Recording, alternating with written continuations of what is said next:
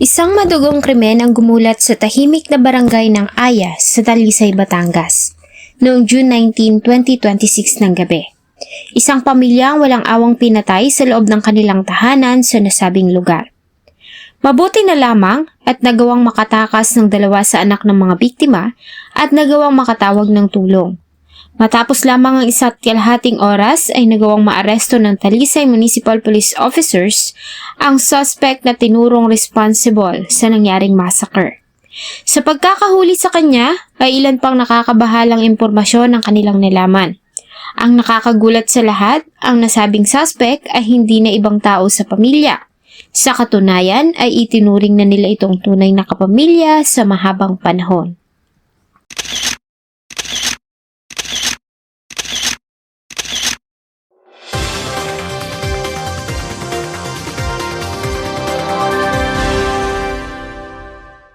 June 19, 2026 ng gabi, nang makatanggap ng tawag ang tanggapan ng kapulisan ng Talisay Municipal Police Station. Base sa tawag, ay pinasok ng isang lalaki ang isang bahay sa Barangay Aya, Talisay, Batangas, kung saan ay walang habas na pinagsasaksak ang 4 na membro ng pamilya na naninirahan doon. Dahil dito, ay agad na nagtungo ang grupo sa lugar. Pagdating nila sa area ay sa 2-story building na ito sila itinuro ng mga tao. Agad na kumilos ang mga otoridad sa pagbabakasakali na mabutan pang buhay ang mga biktima. Tahimik ang loob ng bahay nang pumasok sila hanggang sa akyatin nila ang 2nd palapag. Pagdating nila sa 2nd floor ay agad nang bumulaga sa kanila ang kalunos-lunos na kalagayan ng mga biktima. Nakadapa sa sahig ang 35 years old na si Marla. Katabi nito ang 2 taon niyang anak na babae at ang kanyang ina na si Linda, 59 years old. Ang tatlo ay kapwa naliligo sa kanilang sariling mga dugo, sanhi ng mga tinamo nilang saksak sa iba't ibang bahagi ng kanilang mga katawan. Pagpasok nila sa isa pang silid ay naroon naman ang 6 years old na anak ni Marla. Tulad ng kanyang lola, ina at kapatid ay naliligo din ito sa sarili niyang dugo dahil sa tinamong mga saksak, lalo na sa kanyang tiyan. Sa first floor, wala namang dugo o kung ano man. Walang commotion. Pag akit mo sa 2nd floor, doon na bumulaga sa akin. Ang 3 bangkay na nakadapa at saka isa'y nakahiga doon sa taas ng hagdan. Doon sa isang kwarto, nandun yung isang lalaki na bata. Yung 7 years old na tutulog. Pero walang tama na saksak. Tapos doon sa portion, sa dulong bahagi ng bahay na kwarto, nandun yung 2 years old. Patay na. Nang suriin ng mga medical personnel ay nakitaan pa ng pulso ang 2 taong bagulang na batang babae. Kaya naman agad itong idinala sa ospital, samantalang diniklara namang dead on the spot ang 35 years old na si Marla at ina nito na si Linda. Ano ang nangyari sa pamilya at bakit nila sinapit ang masakit na katapusan? Dahil sa nangyari ay walang sinayang na oras ng PNP, kaya naman agad silang nagsagawa ng investigasyon. Dito ay agad nilang kinausap ang 2 member ng pamilya na nakaligtas sa trahedya, ang 13 at 15 years old na magkapatid. Sa kanilang naging salaysay, isang lalaki ang kanilang itinurong responsable sa pagpatay sa kanilang lola, ina at kapatid. Ito ay ang asawa ng kanilang tita na si Ron Mark Milla. Sa nakuhang impormasyon ay walang sinayang na oras sa mga pulis at agad na nagsagawa ng hot pursuit operation. Sa pangunguna ni Police Major L.C. Villanueva, ang Chief of Police ng Talisay PNP. Makalipas lang ang 1.5 oras ay naaresto ng mga pulis ang suspect sa San Roque, Santo Tomas City, Batangas, kung saan ito nakatira. Matapos mabasahan ang kanyang rights, may ayos naman itong sumama sa mga arresting officers na nagdala sa kanya sa Talisay Municipal Police Station. Sino si Ron Mark Milla at bakit niya kaya nagawa ang karumal-dumal na krimen na binansagan nilang Aya Massacre?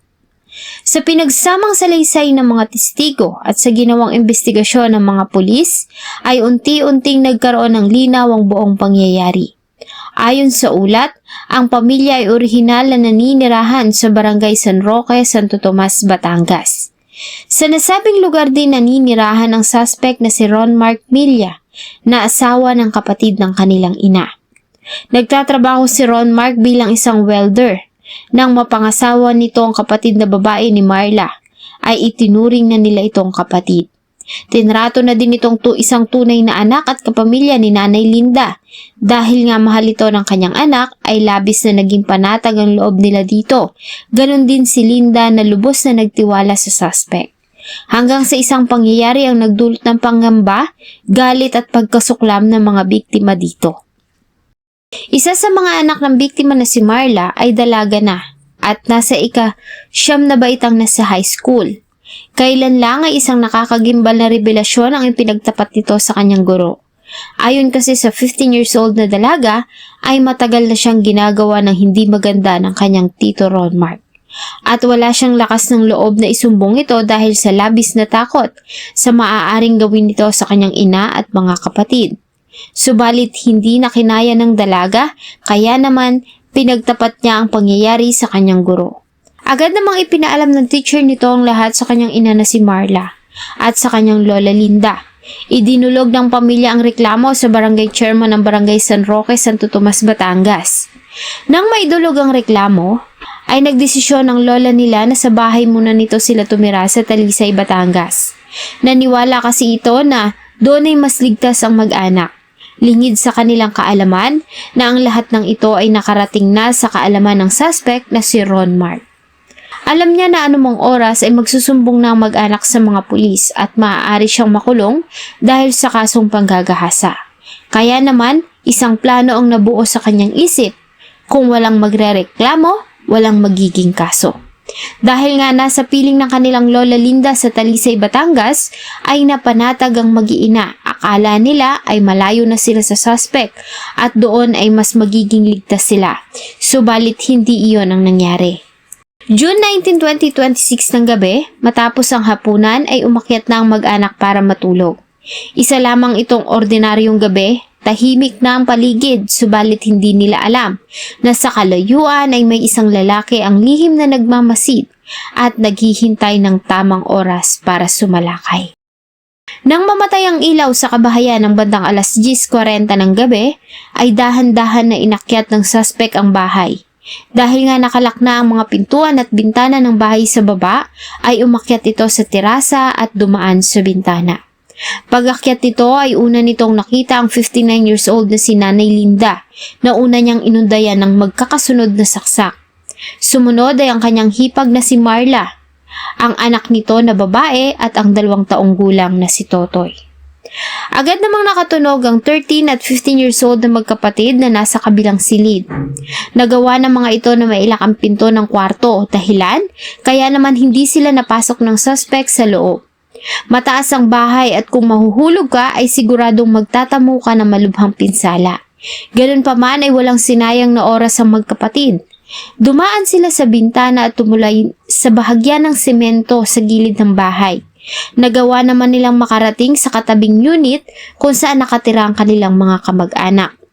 Doon ay nagawa ng magkapatid na humingi ng tulong, kaya naman agad na nakatawag ng mga pulis. Sa crime scene ay na-recover ng mga pulis ang isang kutsilyo na may kulay itim at pulang handle na siyang ginamit ng suspect sa pananaksak.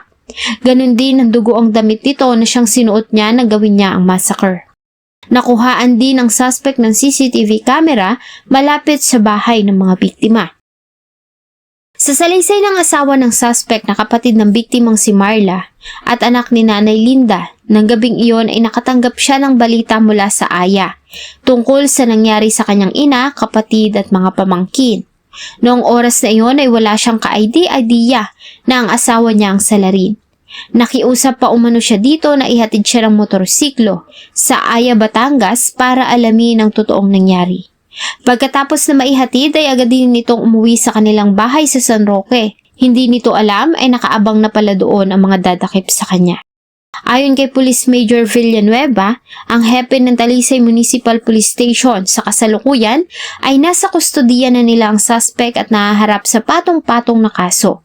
Ayon din sa kanila, ang nakikita nilang motibo sa pagpatay ay ang takot nito na makulong nang malamang nagsumbong na ang dalagitas na kanyang ginawa ng hindi ka nais-nais. Takot niya na siya ay magkakameron ng kaso Kaya ang gusto niya, i-erase niya yung pamilya ng mga to. Kasi alam niya na wala namang kasamang lalaki yun, so kayang-kaya niyang go. June 25, 2026 ay inihatid na sa kanilang huling himlayan ang 3 biktima sa Loyola Gardens sa Danawan City, Batangas. Samantalang isa sa mga biktima, ang 6 na taong gulang na batang babae, ay kasalukuyan pa ding nasa pagamutan dahil sa malalang sugat na tinamo nito. Ang nangyari na ito sa Aya, Talisay, Batangas ay nag-iwan ng pangamba sa mga tao. Muli din itong nag-iwan ng aral na hindi lahat ng taong mabait sa ating kapamilya ay mapagkakatiwalaan. Kailangan pa din ng labis na pag-iingat, lalo na nga para sa mga kababaihan. Maaaring maparusahan ng may sala ng habang buhay na pagkakakulong, subalit sapat ba ito para maibsan ng sakit at pangungulila ng mga naiwan ng mga biktima?